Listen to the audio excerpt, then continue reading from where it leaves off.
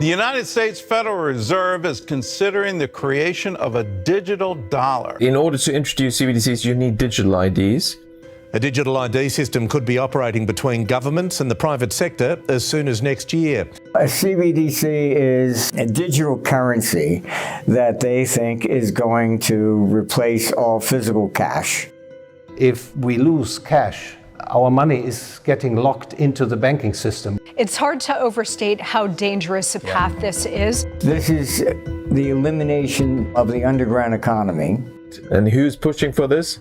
Well, the central planners. CBDCs is the next step closer to a social credit score.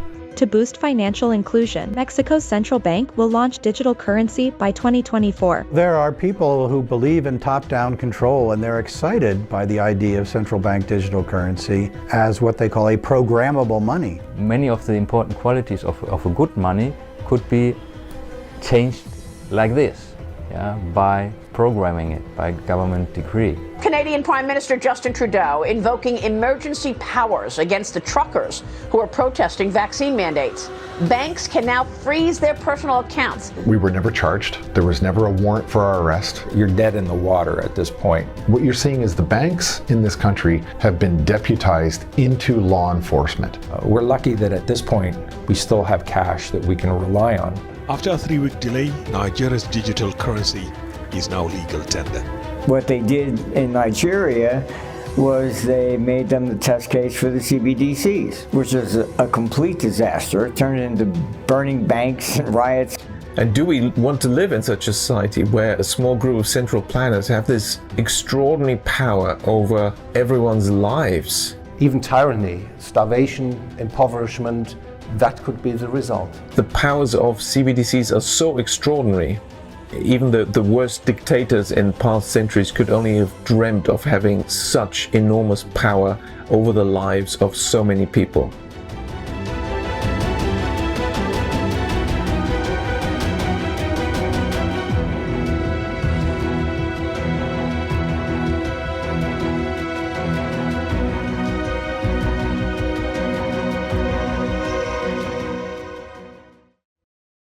I'm James Patrick, the director of the following film about central bank digital currencies, cryptocurrencies, and the tokenization of every person and object on this planet.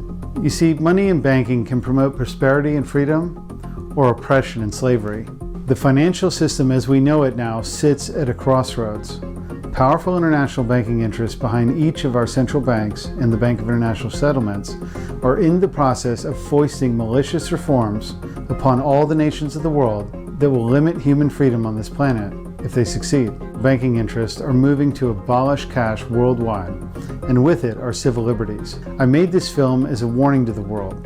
Please help spread the word on this important issue and share this film and promote freedom. A potential CBDC could offer businesses and consumers new ways to pay in the future. Most Western governments also have these pilot programs, so there is a massive move toward a central bank digital currency. Around the world, central banks are racing to create their own versions of digital money. And nowhere is this happening faster than in China. China with a pilot with 128 million participants. By 2030, Bitcoin will be up and running. Federal Reserve Chairman Jerome Powell told the House Financial Services Committee in March that the Fed had already begun testing a digital dollar. So what we're doing is experimenting in kind of early stage experimentation. 法定通貨の円を電子データにしたデジタル円について The decision will definitely be made to launch the CBDC and to make it a reality. Central banks around the world are testing, prototyping, and implementing central bank digital currencies. So what are they? A CBDC is a digital currency that they think is going to replace all physical cash. Put simply, a central bank digital currency, or a CBDC, is a direct digital liability to the central bank. So rather than have your money in your pocket or in a card with a bank, it's directly maintained by the government. central bank digital currencies, I mean, CBDCs are presented as if it's something brand new, when the reality is we've been using BDCs, bank digital currencies, for many decades. Fundamentally, a CBDC fails to offer anything unique for consumer. The only benefit that a CBDC seems to offer is for governments that want to enact more control. A key difference with the CBDC is that central bank will have absolute control on the rules and regulations that will determine the use of central bank liability, and also we will have the technology to enforce that. As Carol Quigley of Georgetown University once said, there exists a worldwide system of financial control in private hands, able to dominate the political system of each country and the economy of the world as a whole. At the apex of this system is the Bank of International Settlements in Basel, Switzerland, the central bank of central banks. The Bank of International Settlements has created a CBDC program in practically every country of the world through its Innovation Hub, a tech incubator set up for this purpose. The vision these autocrats have for us is to make our money programmable. The really big dangers of CBDCs are the programmability, which is that essentially it's not even money. It's like your money becomes potential money. The whole thing about programmable money is they decide when you will have access to it and how you will be able to spend it even. Let's say you're grocery shopping, and since you're expecting guests on the weekend, you buy 4 or 5 bottles of wine, right? On the way home, you decide to fill up your car with gas. You stop at the gas station, but you're not going to be able to pump the gas. Well, you just bought alcohol, right? Look to China. That is going to be our future, and it's not going to be a future in like 30, 40, 50 years from now. It is happening now.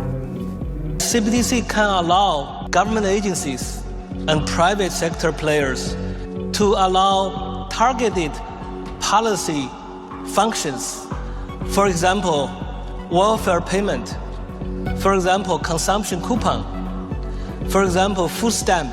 If Congress decides that we should defund the fossil fuel industry, it would be easy for them to say, you know, the money we're lending you, you're not allowed to lend to the oil industry. And that means politicizing the allocation of credit, which is a very dangerous thing to do.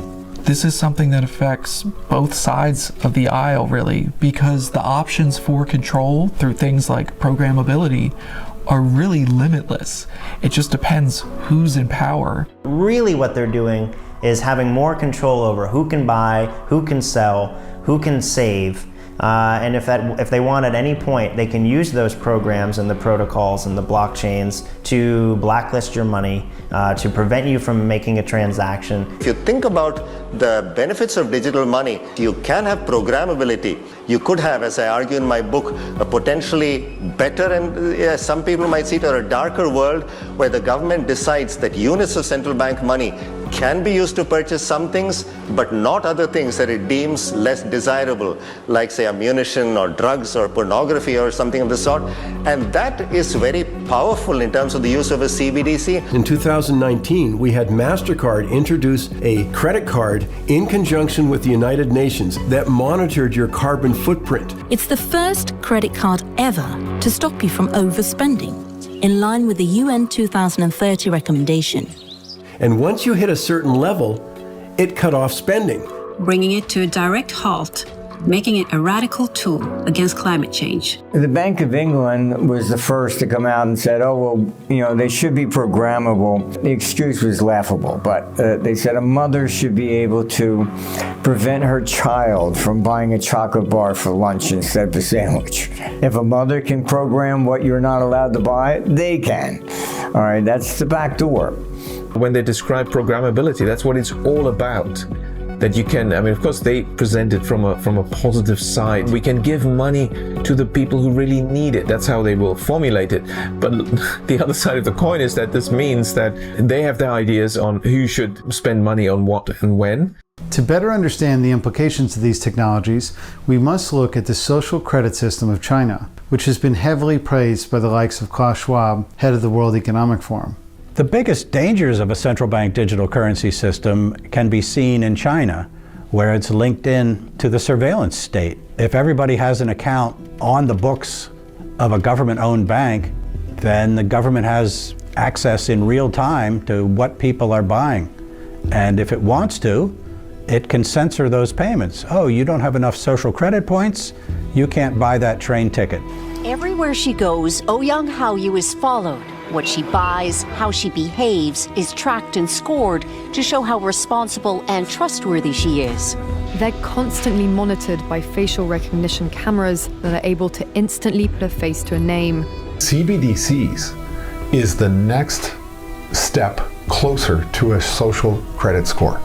It's called the social credit system, and in one version now being tested, a person's reputation is scored on a scale of 350 to 950. And Haoyu, with a good score of 752, is okay with it. In fact, most people are. CBDC is going to enable all of that. So if your purchase is not green enough, you're going to get throttled back on your credit. China is the totalitarian testbed for the central bankers' technological control systems. In Chinese cities today, it is almost impossible to function without digital payments and biometric identification. The social credit score system in China is nearing perfection. My name is Vince Gerses. I'm from Toronto, Ontario. I'm a former member of the Ontario Provincial Police. I spent 32 years in law enforcement. I think it's very important to look at the Chinese model because that would be the direction things would seem to go. You know, the Chinese seem to be setting the stage for social credit scores integrated into CBDCs and integrated into automated payment systems and the way they operate there. It's a different structure. A good score brings benefits, but people with low scores lose rights. The cinema names and shames people considered untrustworthy, plastering their details, even their addresses, across big screens. It's a matter of principle. Those people have to be condemned. Those people aren't honest, so they have to pay the price. It's only right to pay your debts. You have to blacklist those that don't. CBDC will help them do all of this. They don't like what you're thinking, you're going to be debanked. Unfortunately, what we're seeing in China and now what we're starting to see in the Western world over the last 3 years is a tremendous amount of disrespect for rights and freedoms of people, regardless of what your constitution says. And that's a very dangerous step. It's a very dangerous process. A parallel technology that is required to make CBDCs work are digital IDs. A person's identity must be verified and linked to their wallet. Digital IDs are not really a separate project from CBDCs and this new digital financial system. A key component of central bank digital currencies is digital ID. They go hand in hand with each other to be able to identify with certainty who the person is and then what the transactions are and link them together. And UN documentation and also documentation from the Bank of International Settlements, they very overtly state that CBDCs and digital IDs are meant to go together, and without digital IDs, the CBDC digital finance system cannot exist. Almost all of these digital IDs rely on biometrics, which can be your fingerprints, your face, the iris of your eyeball. They want to have your wallet tied to a digital ID and have that digital ID be mapped to your physical ID through the biometric data collection. The BRICS countries are doing it, the West is doing it. Passengers on the Moscow metro can now pay for their commute using facial recognition technology. Facial recognition checkout is coming to stores and restaurants near you. Amazon says no two palms are alike. You hold your hand above the device. They want to move not just to a cashless society, but a cashless and cardless society. The goal is to have you pay with your face or pay with your biometrics or your palm of your hand. This is already being rolled out at Amazon-owned entities. JP Morgan is piloting it. MasterCard already working on this new way to pay. JP Morgan has also signed a deal. I'm sure at some point, if you don't want to use your biometrics for those purposes, then your bank will be like, sorry. The Bill and Melinda Gates Foundation is continuing its global push, and this time setting its sight on Kenya to support its so-called government-backed digital ID programs. Back in 2016, the most comprehensive biometric digital ID system in the world was deployed in India, a country of 1.4 billion people. If it could be done in India, it could be done anywhere. Microsoft founder Bill Gates has endorsed India's biometric identification system Aadhaar, saying that it does not pose any privacy risks. You've been an advocate of Aadhaar. You've supported it, you've defended it, and I think that the questions arise not on whether it's a good idea or not, but whether it should be made mandatory for every citizen. Well, Aadhaar is just something that avoids you pretending to be somebody else. So the basic Aadhaar mechanism is an identity mechanism. And so it's too bad if somebody thinks because Aadhaar is there, that in and of itself creates a privacy problem. The goal is to link that ocean of data to a biometrically verified digital ID. Data is now the new commodity. Data is the new oil. Everyone's movements, purchasing activities, social relations, personal preferences are all being tracked and cataloged. As Indian Prime Minister Modi said, data is the new oil, data is the new gold. Data is the new oil. Data is the new gold. What ID 2020 and other organizations like it are doing are issuing the technical standards that all these IDs have to have so that they're interoperable at the base level. Government and central bank management of digital ID systems violates the constitutions of many countries. So to avoid these legal obstacles, the strategy was taken to blur the lines between public and private sectors through the creation of decentralized interoperable databases.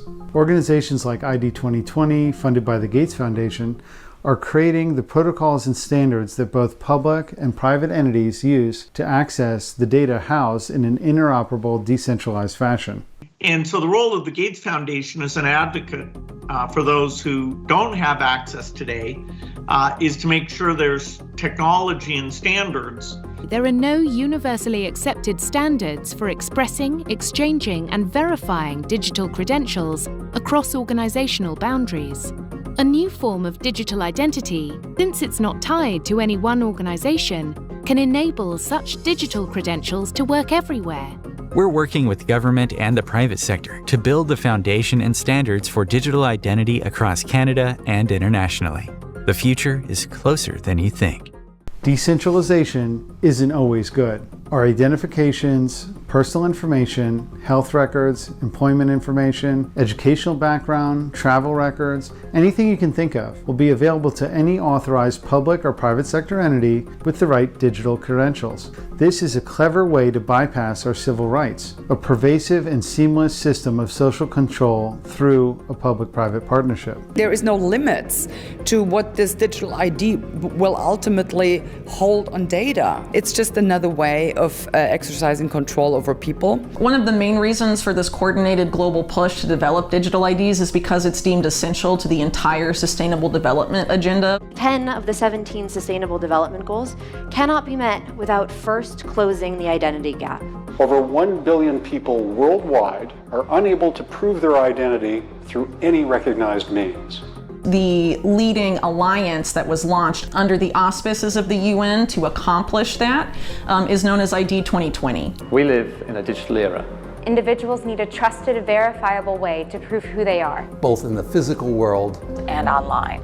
The oligarchs behind these schemes, such as the Rockefeller Foundation and the Bill and Melinda Gates Foundation, are pushing this agenda globally through their NGOs and the United Nations. In the developing world, these systems are being sold as a way to promote financial inclusion, in an effort to bank the unbanked. You can have digital financial inclusion. The reality is that these technologies' whole purpose is to financially exclude anyone that doesn't obey the rules and protocols of the system. Have you been a good little boy or girl today? No? No meat for you. You're not allowed to leave your 15-minute zone. ID 2020, the UN and other stakeholders in this particular sphere often argue that the reason this is necessary is because of what they call the identity gap.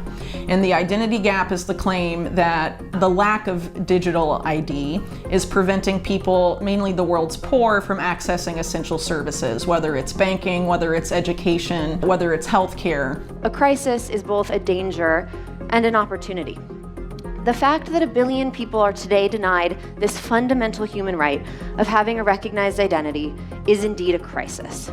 If you don't participate in digital ID, you won't have a legally recognized identity, you won't have rights, you won't be able to access services without it. So it's being framed as promoting inclusion, but the system itself is inherently exclusionary. These structures being erected will create a system of financial exclusion not inclusion, not hitherto seen before. Just as biometric IDs were piloted in India, so CBDCs were piloted in Nigeria, a country of almost 230 million people. Nigeria was chosen as the testbed for the launching of CBDCs, as one of the most informal cash economies of the world. If they could make CBDCs work there, they could make them work anywhere, so they thought. In Nigeria, one of the first countries to get off the ground with its CBDC for a population of over 200 million people, it didn't go well. So the way the CBDC in Nigeria was set up is that in order to access the CBDC, you have to have a national identification number, which is the Nigerian Digital ID project. And there are many pilots. Now we have Nigeria stepping there, the largest universe of a pilot. What they did in Nigeria was they made them the test case for the CBDCs. After a 3-week delay, Nigeria's digital currency is now legal tender. At its launch, President Muhammadu Buhari says the e-naira will usher in opportunities for banks, customers, and the country's economy. At least 60% of the economy was underground. Out of the gate, about 0.5% of the population was using the CBDC known as the e-naira. Now, the central bank wanted to spur adoption. That was not a good rate for them to have after they invested all this money. So they announced that there would be no longer requirements for bank accounts to have an e-naira. That didn't work. A month later, they announced that they would have discounts on the e-naira. That didn't work either. And that's when the Central Bank of Nigeria took a different path. Suddenly, it announced that it would start restricting cash. Then, as if that wasn't bad enough, it announced that it was going to pull all of the cash off the streets. Such a task would normally take several years to phase in. Instead, the Nigerian government invalidated all the cash in the country and attempted to roll out the CBDC within 2 months. All cash was canceled, everyone lost their savings, no one had money to buy food, CBDCs were issued, and riots broke out.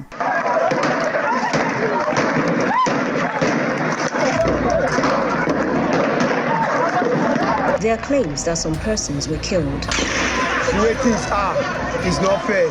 We all are citizens. We only came to at least plead with the bank. Police came out of the central bank, started shooting, attacking us. They even killed people. About 3 persons died today. Nobody wanted to destroy anything.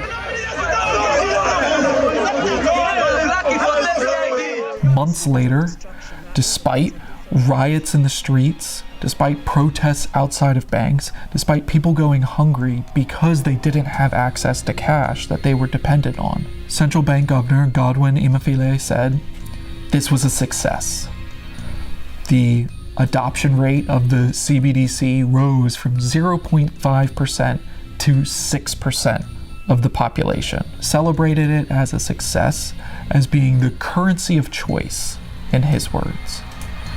It was not the currency of choice by any means. It was a currency of force. People have very much resisted in Nigeria the CBDC. They've tried not to use it. The Nigerian government is relatively open that it's completely surveillable and not anonymous. It was designed to surveil. So despite the fact that they created these conditions to coerce people into using the CBDC, the populace resists. Transforming the underlying economics of financial services through digital currency will help those who live in poverty directly. These people that ostensibly suffer from this identity gap, that suffer from financial exclusion, don't want the financial inclusion that they're being offered by the CBDC. The COVID lockdown and vaccination campaigns are informative to understanding the development of CBDCs. During the COVID period, broad social controls were tested and prototyped. Controls that would have only been possible once the CBDC is in place. The COVID policies, given that they were medically not really justifiable and some of them were very contradictory and nonsensical, but every country in the world seemed to have the same policies. And so there was an extraordinary degree of coordination that was revealed to us. Global health regulations propagated by the United Nations in this period constituted the first serious attempt at the creation of a world government. That was an attempt to bring about a single world order. You know, as from the perspective of the UN and a lot of these other entities, national governments are merely enabling environments or policy enforcers on the policy's subjects, which are the public. They don't write the policies, they're handed the policies. And this is why you have these coordinated pushes, like for example with COVID-19, countries around the world implementing the same responses. And it's the same too for digital ID, for CBDCs or digital currency, they're all functionally the same at the end of the day.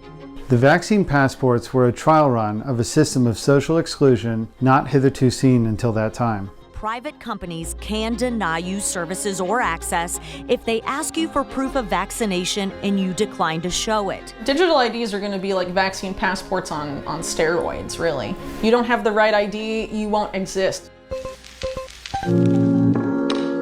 Vaccine passports are coming. Someday soon, you may need to prove your COVID status to go to the pub, travel abroad, or even go to work. Hello everyone, meet Lucy, student in psychology, and me, her digital ID wallet issued by the government to offer a wide range of identity services. Right now, I'm reminding Lucy of the appointment she needs to schedule for her mandatory vaccination. The COVID operation, many of the policies had no proper medical justification or purpose. Whereas if you have to have policies that partly was used to even sort of lay the groundwork for CBDCs, there's plenty of evidence. I mean, why did the Bank of England come out around the time when the first lockdown was announced with its first sort of public consultation about introducing CBDCs and all the benefits and needs of CBDCs? Today, governments force all banks to follow a strict regulatory regime known as AML and KYC regulations. This stands for Anti-Money Laundering and Know Your Customer regulations. They started it with the COVID scam. Oh, you can get sick by handling cash. And they talked into a lot of stores saying we no longer accept cash. This was the agenda.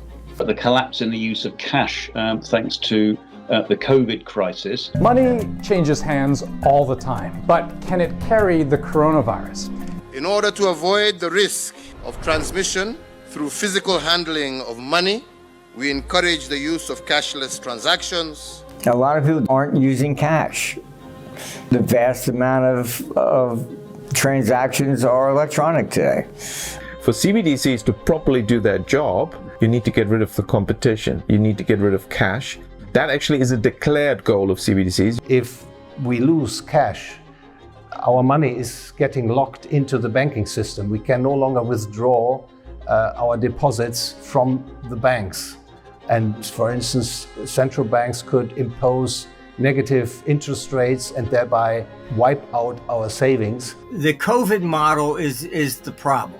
The government could not come out and restrict free speech, so they had Facebook and everybody else do it. What you really have to understand is like you have no right to free speech. It's not a constitutional right. It's a restraint upon government. The Fed would have to get a search warrant to go through your accounts. If the bank basically issues the digital dollar, bank doesn't need a search warrant.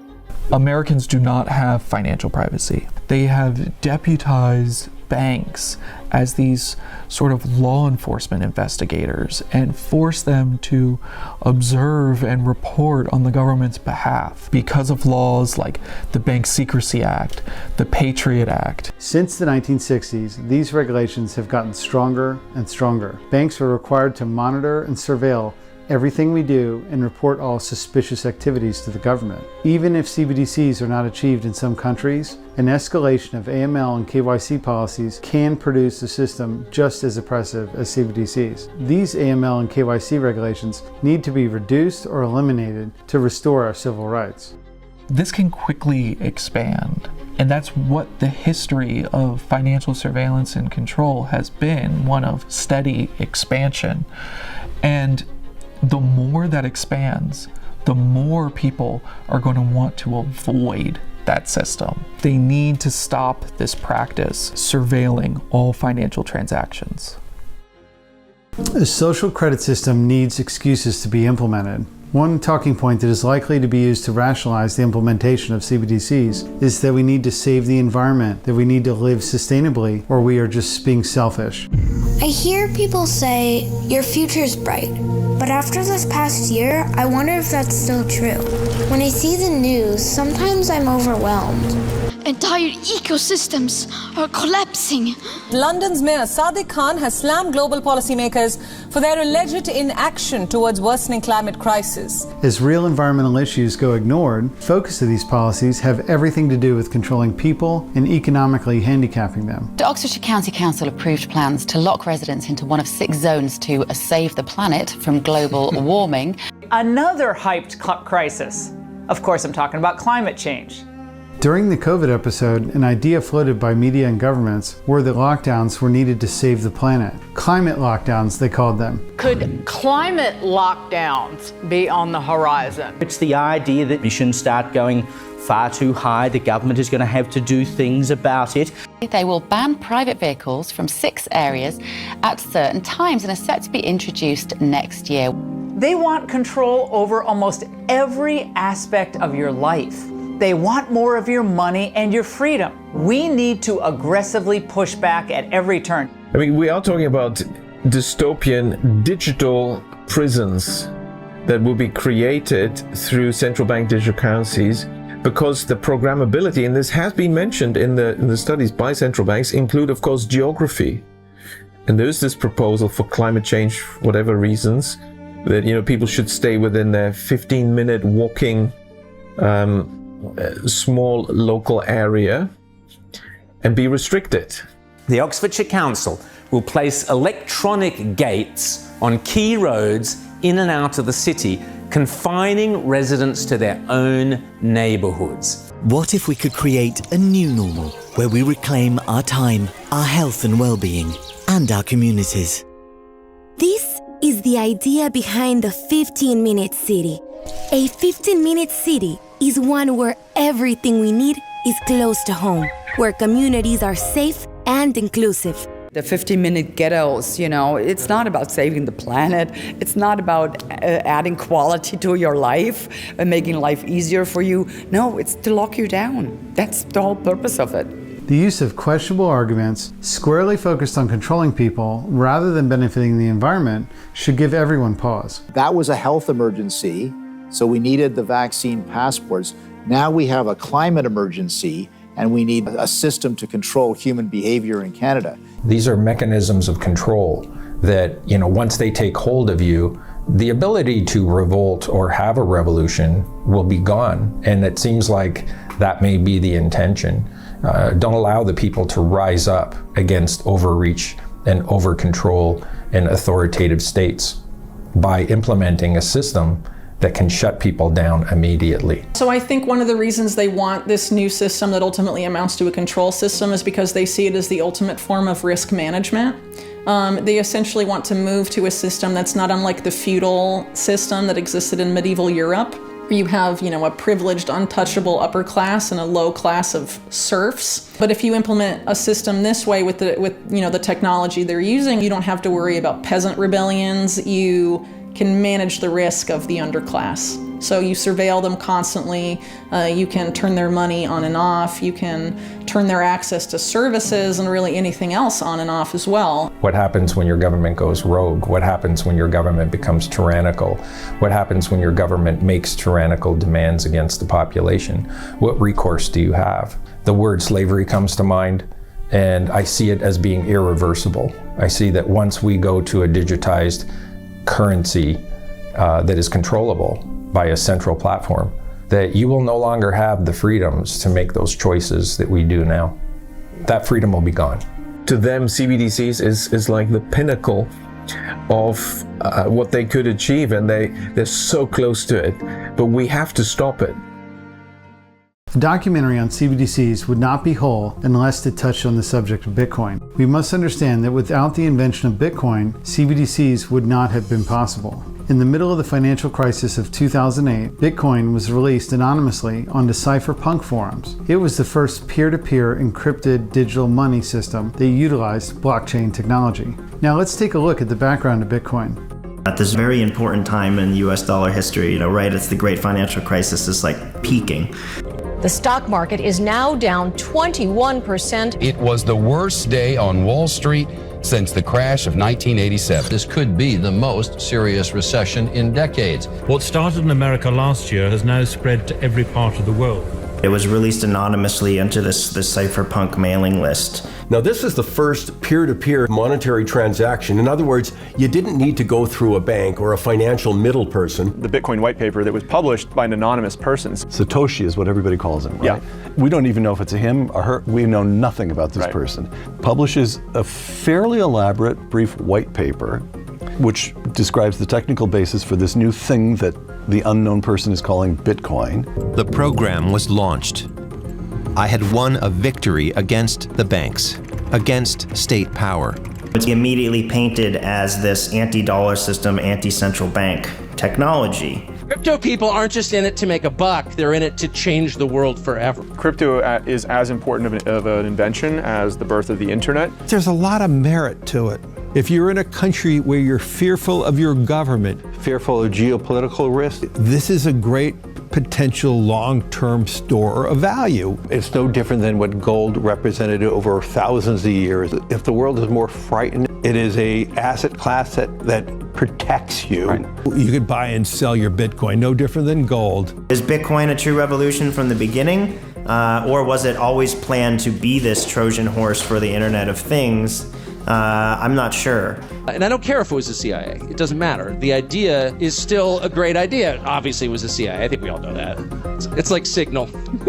They got there first. It's a honey trap. Blockchain was invented by Bitcoin and forms the technological basis of CBDCs. The true identity of Bitcoin's inventor, Satoshi Nakamoto, remains a secret to this day. A man named Craig Wright claimed to be Satoshi, and another man was accused of being him. Both of these men made suspicious remarks implying that Bitcoin was an intelligence operation of some kind. Newsweek reports that he is the mastermind behind Bitcoin. 64-year-old Dorian Satoshi Nakamoto emerged and walked right into a media frenzy. When confronted about Bitcoin, he said, "I am no longer involved in that, and I cannot discuss it." I was the main part of it. Other people helped me. I didn't decide. I had people decide this matter for me.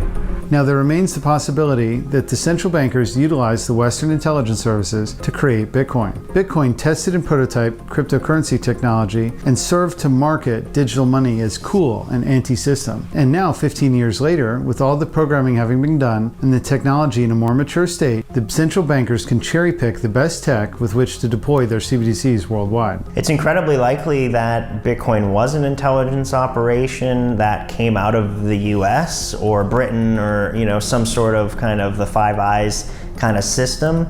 It's entirely possible. I mean, there's a lot of connections with certain algorithms to the NSA. SHA-256, which is kind of the main hashing algorithm in Bitcoin, was invented by the NSA. We are also now witnessing the rapid development of the Internet of Things and the Internet of Bodies. These are all information networks linking all people and things to the Internet. As well, NFTs, or non-fungible tokens, further build out the underlying technology required to enable digital IDs to take shape. Internet of Things, or IoT, refers to billions of physical devices around the world that are now connected to the Internet, collecting and sharing data. The Internet of Bodies, or IOB, is actually an ecosystem. It's a bunch of devices that are connected to the Internet that contain software and that either collect personal health data about you or can alter the body's function. We think of the Internet of Bodies as this collection of all these devices as well as all the data that the devices are gathering about you. Now to the latest trend that's sweeping the internet, called NFT. They're now selling for huge bucks. Non-fungible tokens are digital tokens that enable true ownership of any kind of digital assets. You can't touch it, but you can own it. Told you had to pay attention. NFTs are unique encrypted unforgeable ID tags for any object or asset, physical or virtual. This tech can be directly applied to the Internet of Things and the Internet of Bodies. Were NFTs also promoted to spur the development of tokenizing all assets worldwide? I suspect so. Decentralized identifiers leverage proven cryptographic systems. When Alice presents her credentials, her digital wallet generates a unique identifier and signs it using a private key, secured by a biometric proof or PIN that only she knows. Decentralized identifiers leverage proven cryptographic systems. Sam Altman, the founder of OpenAI and ChatGPT, launched a project called WorldCoin. He stated his motivation to launch the project was to build the infrastructure needed for a universal basic income.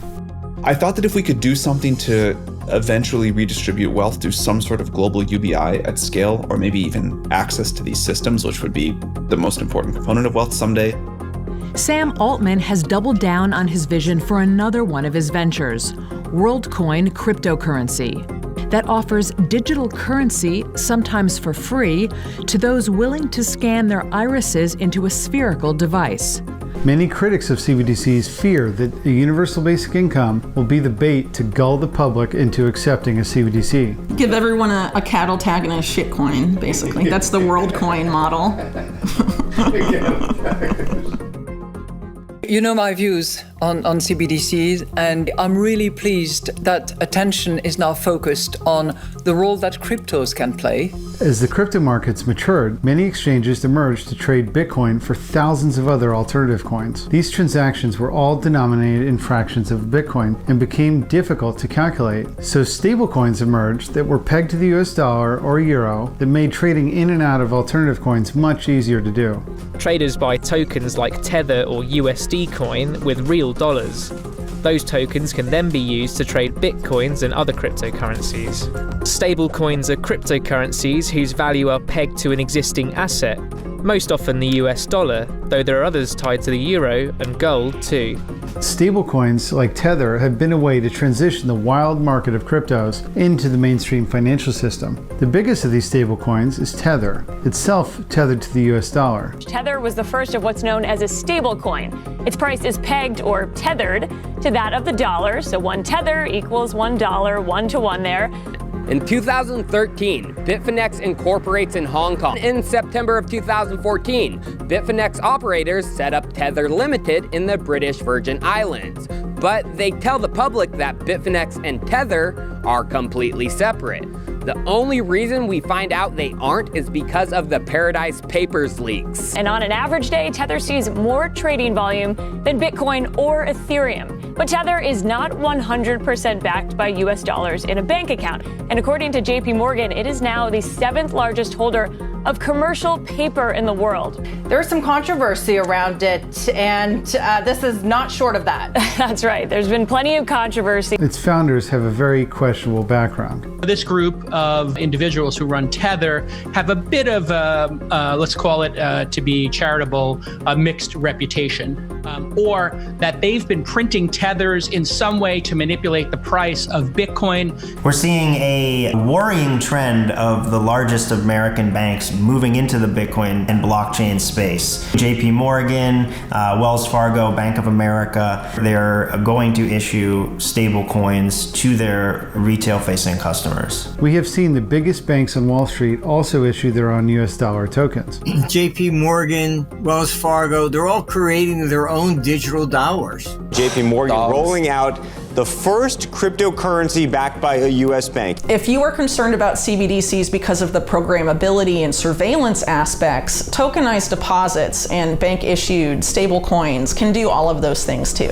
They're recreating that exact same mechanism, except instead of the public sector, it's private banks. They want to blacklist someone, they want to seize your money, prevent a transaction from going through. It's much easier to do that through a private sector entity than it is through the public sector. The Constitution of the United States prevents a CBDC system that will restrict people's rights. But private banks can restrict their customers with their private issued stablecoins without any constitutional problems. We will see this fight against CBDCs by the likes of DeSantis and Trump and Vivek. Governor Ron DeSantis took aim at a new currency the Biden administration is exploring. Are you interested in giving these economic central planners more power? I will never allow the creation of a central bank digital currency. So when you have people like Trump and Ron DeSantis say no CBDC, they mean no public-facing CBDC. They don't mean no wholesale CBDC. What this second tier managed by the private banks is likely to be are things like tokenized deposits, stable coins. And there'll be this total red herring false victory as then they move into the private stable coin system that in every single way is the CBDC, except it's not issued directly by the government. There's going to be a two-tier system, not unlike what exists in the US today, where it's going to be one tier is the private sector and one tier is the public sector, i.e. the central bank. And it's basically going to be banks issuing stable coins or tokenized deposits, the reserves of which are banked at the Fed. A lot of people are hesitant about a CBDC because they see it as centralized government control. And so they're selling it this way, so we, will look at it as, oh, this is coming from the private sector. This is free market innovation and all of this stuff. But people forget that the Wall Street banks time and again have been caught engaging in brazen criminality. January 11th, we saw 11 spot ETFs approved. Kind of the most important, sort of biggest signpost of that approval within these 11 was the iShares BlackRock spot ETF Bitcoin. Explain that move into ETFs. How far does it go? ETFs are going to be the new engine for fixed income. Bitcoin has always been sort of, colored as this anti-state revolution and this total rejection against the powers that be, the financial elite. And here we have probably, the most important asset manager in the world in BlackRock coming out and ETFing Bitcoin. We believe ETFs are a technology no different than Bitcoin was a technology for asset storage.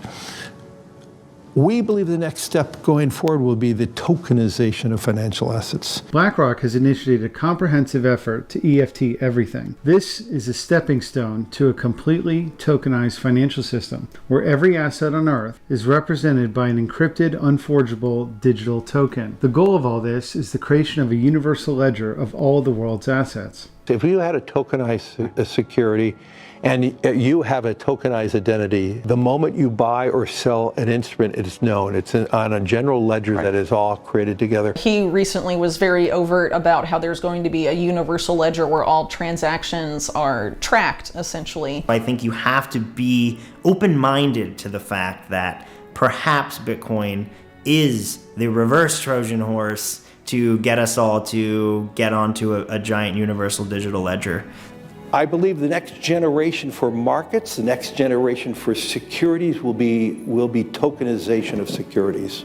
Everything will have a CUSIP, everything will have a digital identity, and we'll be able to connect, this Internet of Things, and be able to verifiably, immutably, contain this current state of every token, of everything into some universal ledger. As a side note, the EU has been pushing for an asset registry of all the assets of the EU. Now, historically, government censuses were always done shortly before massive confiscation programs. Why else would they need to know about your assets unless they intended to take them? The most basic definition of a government, one must remember, is the right to tax. So when we speak of a universal ledger containing all the world's assets, we are really seeing the attempt at the creation of a world government. There's a lot of efforts right now, for example, to tokenize rainforests for the purpose of using it in this global carbon market.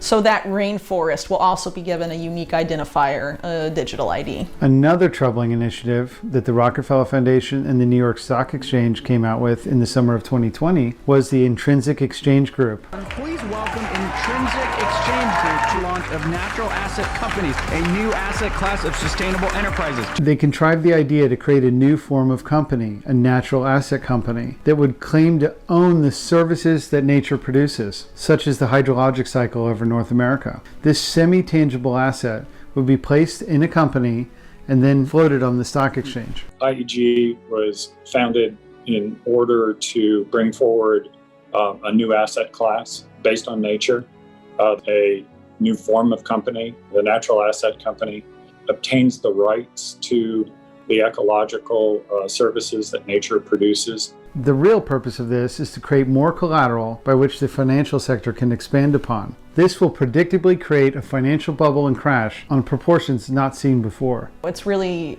a totally insane scheme because they're turning all life, essentially, ecosystem services, lakes, rivers, forests, they're turning it into tradable Wall Street financial products. These financial parasites claim that the funds raised by this scheme would be used to protect nature. You could have a universal ledger that, contains the state of every single human on Earth, where they are, what color their eyes are, how tall they are, what their body mass is, how much money they have in their bank account, how much land they own, how much carbon they output, how much fuel they've used, how far they've traveled. And that means every stock, every bond will have its own, basically, CUSIP. It'll be on one general ledger. Every investor, you and I, will have our own number, our own identification. They're essentially justifying, extreme surveillance and all of this as a way for them to engage in unprecedented risk management, really, from their perspective, so that they can continue their rackets unimpeded, but the little people won't be able to engage in risky behavior. Central bank digital currencies are part of a broader agenda pursued by international financial interests through governments, through NGOs, through the private sector, with the help of the mainstream media. Welcome, everyone, here in the room and to those tuning in online for this panel discussing central bank digital coins. The World Economic Forum is a think tank founded by Klaus Schwab in the early 1970s, and it has become an important platform for powerful interest groups to exchange ideas and to set up ideas about forming the future of humanity. At this pivotal moment, I see several priorities for the global agenda. We must revitalize the global economy and accelerate its transition to net zero. The states, as we know them today, are aggressive internally and externally, and of course, there's a tendency for governments, for states to form a cartel and to basically harmonize their policies and coordinate their policies. Has there been ever an example in history where when you give so much power to a small group of people over millions of other people, that this has been consistently used in a benevolent way and resulted in good outcomes? So a lot of people view the UN sort of as a meeting of the different public sectors and governments of the world, but even the UN leadership have admitted that since at least in the 1990s, if not earlier, there was this move away from the public sector to having it emphasize public-private partnership. And the goal of that model in stakeholder capitalism is that the national government is merely an enabling environment and not a policy-setting entity. The policy setting comes from the level above national governments, and national governments are just the policy enforcers that create the enabling environments for the private sector partners of the UN and the WEF and groups like that. The push for CBDCs is the final step in a multi-decade program by central planners to increase their power over the people, over countries. This is the ultimate step because the powers of CBDCs are so extraordinary that, even the worst dictators in past centuries could only have dreamt of having such enormous power over the lives of so many people.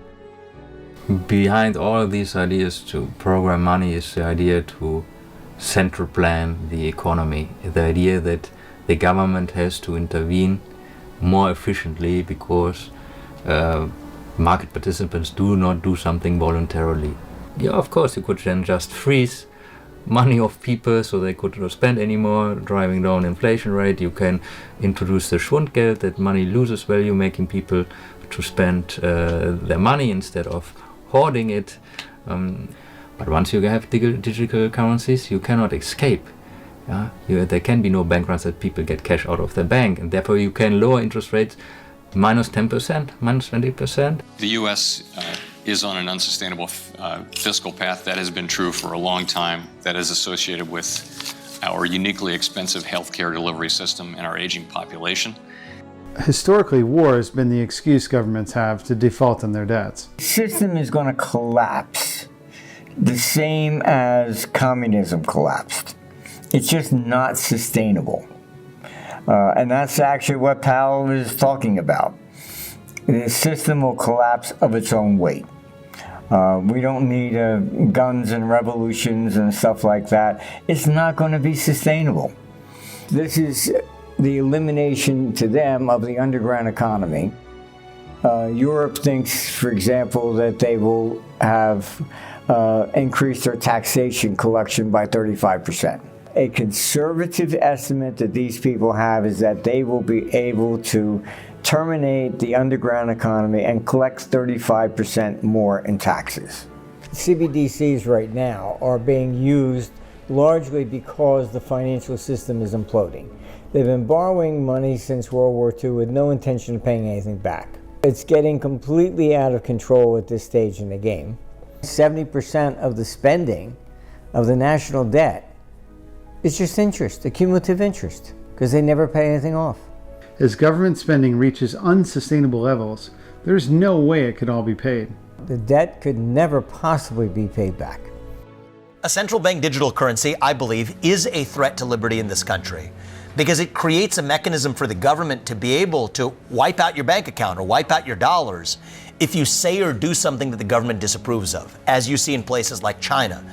As you see even happen to the Canadian truckers, the Freedom Envoy, losing access to their financial bank accounts. Canadian Prime Minister Justin Trudeau invoking emergency powers against the truckers who are protesting vaccine mandates. Banks can now freeze their personal accounts. To better understand what is in store for us with CBDCs, I visited Ottawa, Canada, and interviewed two prominent members of the Canadian Freedom Convoy. As a former law enforcement officer who spent his entire career ensuring that people's rights and freedoms were upheld, I attend a peaceful protest in the capital city, and although I am here to help and assist in whichever way I can to be helpful to the people of this community, my accounts are frozen simply because I spoke out against the actions of my government. And if that isn't tyranny, I don't know what is. The trucker convoy started after the federal government in this country held the Canadian truckers up as heroes for about a year and a half, and then decided one day that they must now be vaccinated to cross into the United States. And it was a group of truckers from all across the country, east, west, every province of the country. And they decided to unify on social media and decide that they had grievances that needed to be discussed with the federal government. And that was really the seed that was planted, and then it had grown into this big movement of what it was. Who better than to come to Ottawa with a big giant vehicle, sit in front of the House of Commons and not be ignored? It was a peaceful demonstration. The people that came here, it was surprising. There were tens of thousands of people that attended. 2 border blockades, one in Ontario and one in Alberta, are disrupting hundreds of millions of dollars in Canada-US trade, ranging from cattle to car parts. The government didn't respond, actually, and they went into hiding. We have had Canadians' backs.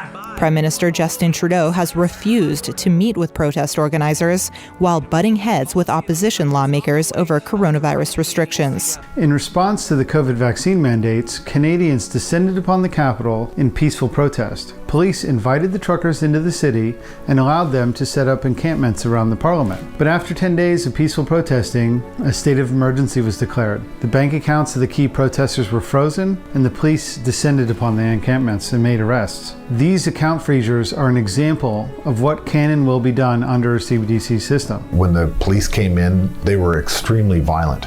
One of the groups that they attacked were Canadian veterans, and they did this right in front of the National War Memorial. The police moved in and beat the hell out of Canadian veterans badly. That wasn't what woke up Canadians. That wasn't what shocked the world. What woke Canadians up was when they went after bank accounts. By the time we were into week 4, the government declared a state of emergency and invoked what's called the Emergency Measures Act in Canada. The federal government has invoked the Emergencies Act. Prime Minister Justin Trudeau invoked the Emergencies Act for the first time in history. The police will be given more tools to restore order in places where public assemblies can constitute illegal and dangerous activities. And the Emergency Act gave police authorities and all government officials more power to act on that situation. And one of those first harsh measures was the freezing of a number of bank accounts. Financial institutions will be authorized or directed to help address the situation by regulating and prohibiting the use of property to fund or support illegal blockades.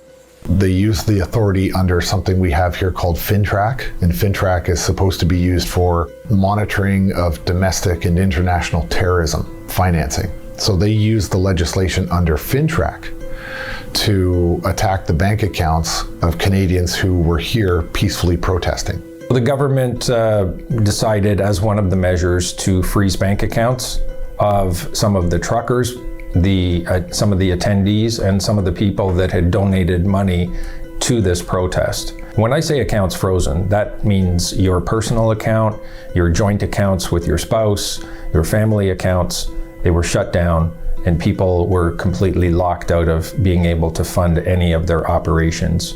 The vast majority of people had their bank accounts, including me, frozen. We were never charged. There was never a warrant for our arrest. We've never been convicted of anything. It was, in effect, an extrajudicial process. Does the government and law enforcement agencies have authority to randomly contact banks and shut down your account without judicial process? And my answer, and the answer of many Canadians, is no. The Canadian Charter of Rights and Freedoms and the Bill of Rights says no.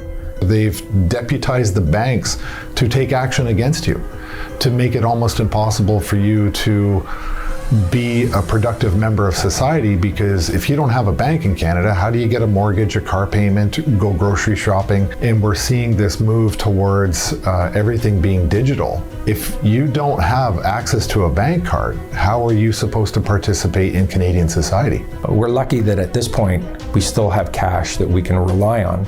But if it wasn't for that cash, you have no recourse. My son has a very complicated medical history, and my credit card was on file with his drugstore to get his heart medication, and we couldn't get his heart medication because my accounts were frozen. You're not allowed to protest in this country, and if you do, they're just going to go after your financial assets without any form of due process.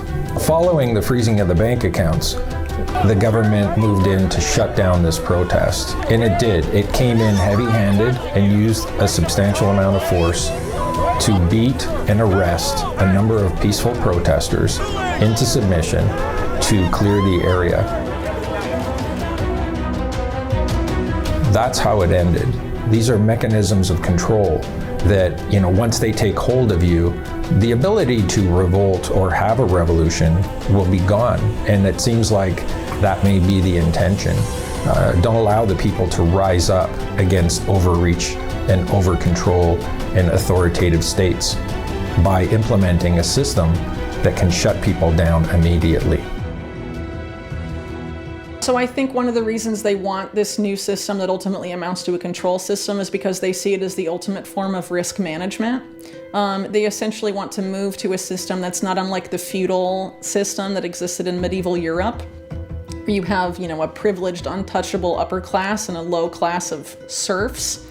But if you implement a system this way with the technology they're using and all of that, you don't have to worry about peasant rebellions. You can manage the risk of the underclass. So you surveil them constantly. You can turn their money on and off. You can turn their access to services and really anything else on and off as well. These are mechanisms of control that, once they take hold of you, the ability to revolt or have a revolution will be gone. And it seems like that may be the intention. Don't allow the people to rise up against overreach and over control and authoritative states by implementing a system that can shut people down immediately. To them, CBDCs is like the pinnacle of what they could achieve, and they're so close to it. But we have to stop it. The world is currently dividing into Eastern and Western blocs, similar to the Cold War period, with the US and EU on one side and the BRICS countries of Russia, China, Brazil, India, Iran, and Turkey on the other. Now we must all come together, demand an end to these pointless conflicts, and not be gulled into accepting tyrannical systems of control. While the West has increasingly politicized the SWIFT payment system to block Russia, the IMF has quietly positioned itself to offer a wholesale CBDC platform that will rival the SWIFT system. What we do not yet have is international settlement based on CBDCs. The United Nations and its agencies such as the IMF and World Bank are controlled by the same people that control the central banks, and they cannot be trusted. The solutions they propose are deceptive and against the interests of humanity. If a CBDC system is put into place, it will devastate the economies of the world. We are talking about a very dystopian future if we allow central banks to issue central bank digital currencies. You know, even if the original designers and heads of central banks who are launching this are super well-meaning, you know, let's give them the benefit of the doubt. We just know what human nature is like, and history is the best guide. If you give power to people, power gives temptations. And the reality is most people can't handle those temptations and will succumb to them. And the temptations of power are to do things that are not good for those that are under this power. It will be a completely totalitarian system of such frightening proportions, it's hard to imagine. I think it would promote revolution, honestly, when people realize they have zero liberty left.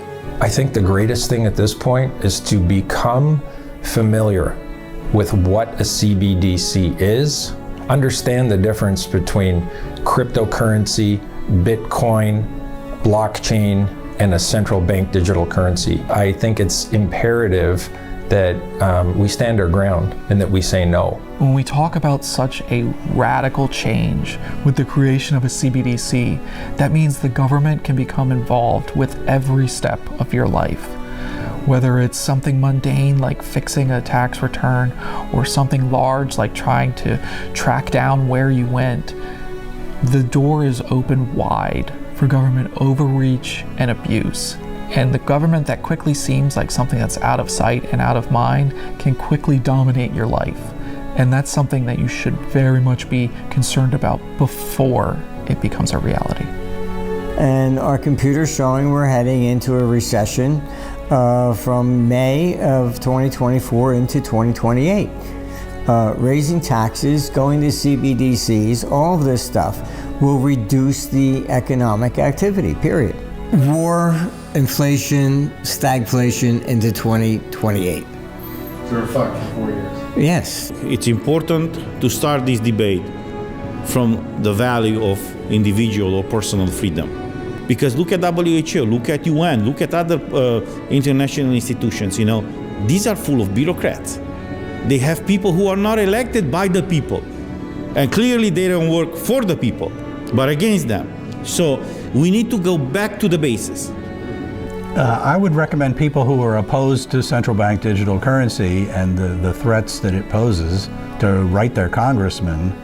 I think once it's brought on board, once it's brought online, and it becomes a commonly accepted medium of exchange, it's going to be pretty futile to tell people not to use it. Do we want to live in such a society where a small group of central planners have this extraordinary power over everyone's lives?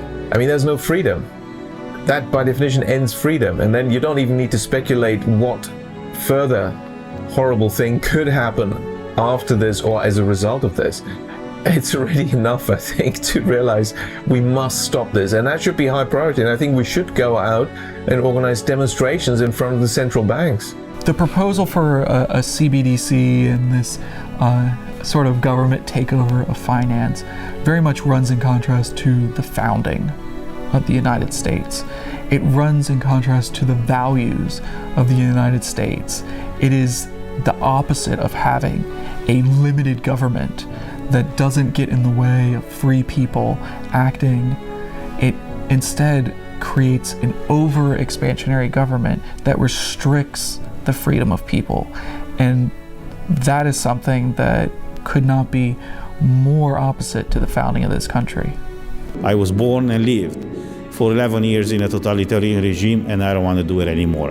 And for as long as I will be in the EU's office, in the European Parliament, I will be fighting to the end and with all my strength and power against this totalitarian system. Socialist or communist ideas can only be overcome by ideas of liberalism and capitalism, and so we have to engage in this battle of ideas.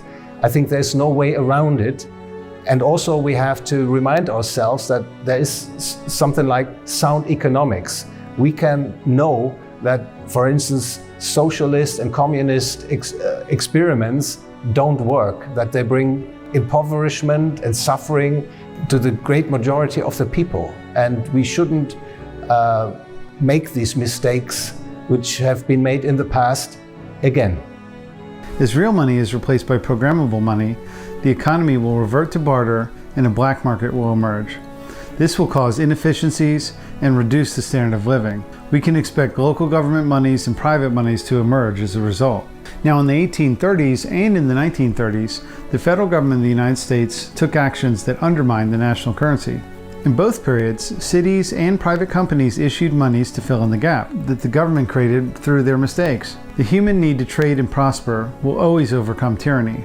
It just depends on how inefficient it gets. We are in a situation where the fiscal budgets are just out of control and will continue to get out of control. So the CBDCs, for example, are a means to impose control to try and retain that power. They see it as the means to collect more money. They think they'll be able to collect more taxes by 35%. These are currencies issued here by the County of Atlanta in New Jersey. These are all from the 1930s because there was a shortage of money around. The states and cities and counties will be able to issue their own money, and that's the resolution to a CBDC. Is that a hopeful message, or? I think so. Okay. That they're not going to survive. CBDC is not going to be what they think they're going to accomplish with it. The government is going to think that they can force everybody into their agenda with a CBDC, and this is the solution to it. You will see private currencies take place, and people will use even gold coins, silver coins, anything from a physical perspective. You can't force people to do something that is against common sense. And that is what they've always done, and it has always failed. The commitment to employ central bank digital currencies is clear. The question is, will we accept it? What will our reaction be to a government's ability to monitor what we're doing and ultimately control our behavior? Bureaucracy always wants to increase its powers. And that has been actually literally the history of central banking. They've used every step over the decades to just increase their power more and more and more. In fact, the central bankers have been beneficiaries of every crisis.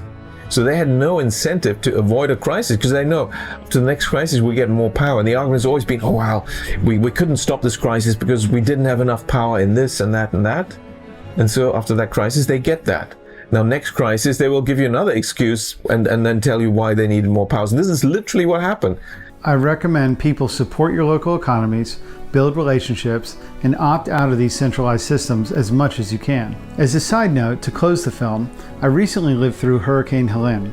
The power, water, internet, and cellular services were knocked out. For over a week, the only way to transact at all was with cash. If cash were not available as a means to trade, a chaotic situation would have turned violent. I interviewed several people at local gas stations, asking them what things would be like if cash were not available. Here's what they had to say. Well, if we didn't have cash, things would get frustrating, people would get chaotic, there would be fights, it'd just be plumb craziness. We couldn't use cash, everybody would be losing their minds, going insane a little bit, If we couldn't use cash right now, it would be a pretty big mess because there's no places that are taking credit cards. So I'm really thankful that we can use cash.